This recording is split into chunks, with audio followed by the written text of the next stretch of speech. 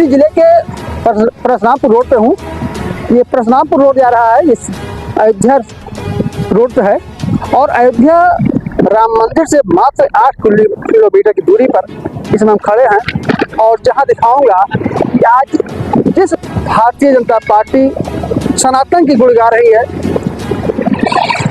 गायों की सुरक्षा की बात कर रही है, और आज वहीं एक छोटा सा उदाहरण दिखा रहा हूँ, कि आज यहाँ पे ये गाय जो कड़कती धूप, इस कड़कती धूप में, और ये दर्जनों नहीं, मेरे ख्याल से 4-5 दर्जन है गाय जो इस जगह पर बैठने के मजबूर हैं, जहाँ पर पीने के लिए पानी नहीं है, इनके खाने की कोई सुविधाएं नहीं है। और कैसे यहाँ पे ये गाय यहाँ पे रहती हैं और कैसे अपना जीवन व्यतीत कर रही हैं, ये एक समस्याएं हैं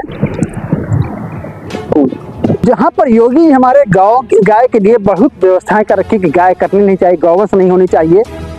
लेकिन वहीं पे योगी सरकार ने या यहाँ के जिला प्रशासन ने इन गायों के लिए कोई समुचित व्यवस्था नहीं किया। वो अलग माना जा रहा है कि गाय जो है किसी न किसी किसानों के छोड़े गए हैं, क्योंकि चारा पानी के अभाव में छोड़ दिया गया। देखिए छोटा सा बच्चा भी दिखाऊंगा कि अभी जो कुछ दिन पहले, मेरे ख्याल से 15-20 दिन पहले या 1 महीने पहले एक बच्चा होगा।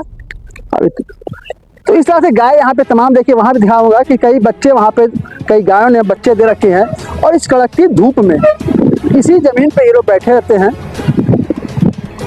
कहीं थोड़ा पानी है, कहाँ से आया है, यही पानी पीते हैं या नहीं पीते हैं, कैसा कुछ खाने की कोई व्यवस्था नहीं है, कैसे यहाँ रहते हैं। और योगी सरकार ने जो भी कुछ कई उत्तर प्रदेश में तमाम गौशाला खुलवाया है, जिसमें एक उदाहरण मैं दे रहा हूँ। अयोध्या के बैसिंग में नगर निगम के अंतर्गत एक बहुत भव्य जो है गौशाला बनवाया गया।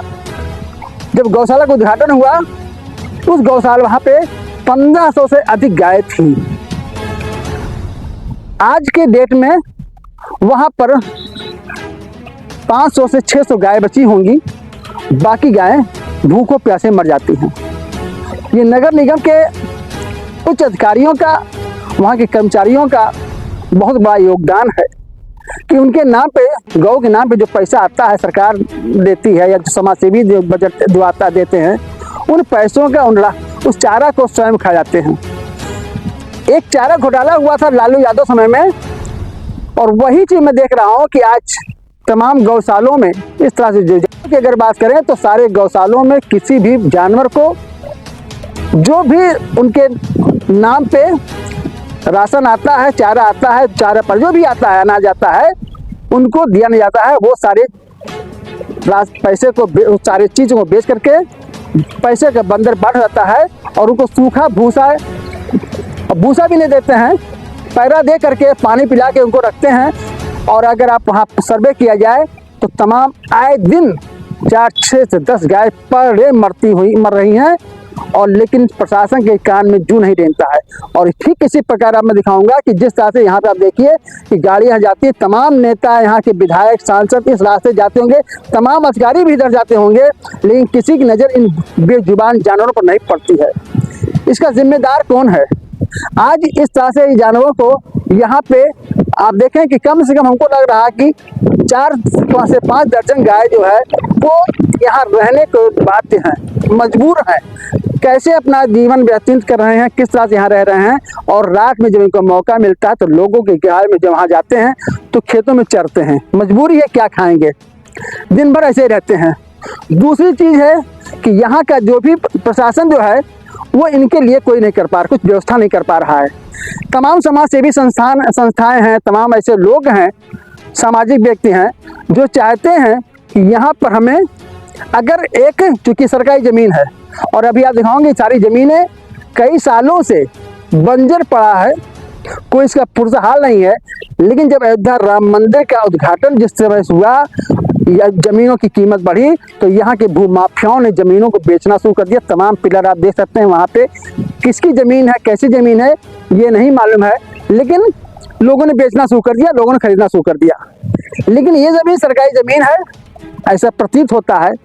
और इस ज़मीन पर अगर यहाँ के जिला प्रशासन किसी ऐसे व्यक्ति को दे दे जो इन जानवरों को यहाँ पे गौशाला के नाम पर अपना बनावे और उनको यहाँ पे बाड़ बना करके एक टीन शेड लगवा दे, जिससे यहाँ के जानवरों को रहने में, खाने पीने में कोई असुविधा ना हो, सारी चीज़ों की मिलती रहे। तो ये चीज़ बहुत ही महत्वपूर्ण है कि इन गायों के लिए कौन आगे आएगा, इनकी मदद कौन करेगा। आज तो कुछ बदली भी है, धुन बदली है, लेकिन यहाँ पे ये धूप, कड़ाकती धूप में यहाँ जब बैठे रहते हैं यहाँ पे बिना खाए पिए किस तरह से अपने जीवन व्यतीत कर रहे हैं। दूसरी चीज़ है कि यहाँ पे हम देख रहे हैं कि अक्सर कोई ना कोई गाय जानवर जो है उसके पैर पर बैठी हुई, छान कहीं बैठी हुई गाड़ियाँ जा रही हैं, ट्रक जा रहे हैं, बस जा रही है, उसके पैर पे चढ़ गया, पैर उसका चोटिल हो गया, बिल्कुल खून। लेकिन किसी भी समाज सेवी के अंदर जरा सा भी मानवता, जरा सा उनके अंदर इस तरह से संवेदना नहीं है कि जो अनबोलता जानवर है उनकी मदद करें।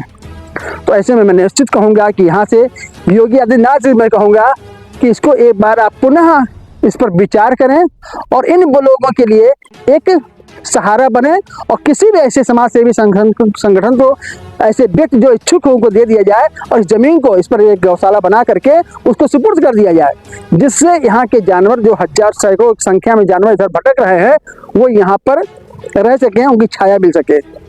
दूसरी बात मैं बताऊँगा कि आपको यहाँ से तमाम ऐसे लोग हैं जो बहुत पहले जानवरों को, जो गौवंश होते थे, उससे हम समझते हैं, तमाम लोग मेरी राय बात हुई, वो एक अच्छा था कि एक बार मर जाते थे, उनको काट दिया था तो मर जाते थे।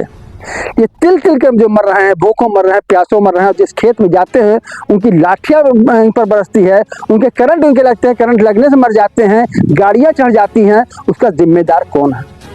उसका जिम्मेदार जिला प्रशासन है, यहाँ का शासन है। और सबसे बड़ी बात अगर हम कहें तो मुख्यमंत्री जी को इस पर भी नज़र रखनी चाहिए कि क्या जो गौशाला हम बनवाए हैं उस पर हो रही है, क्या उस पर कार्य हो रहा है, गौओं की सेवा हो रही है।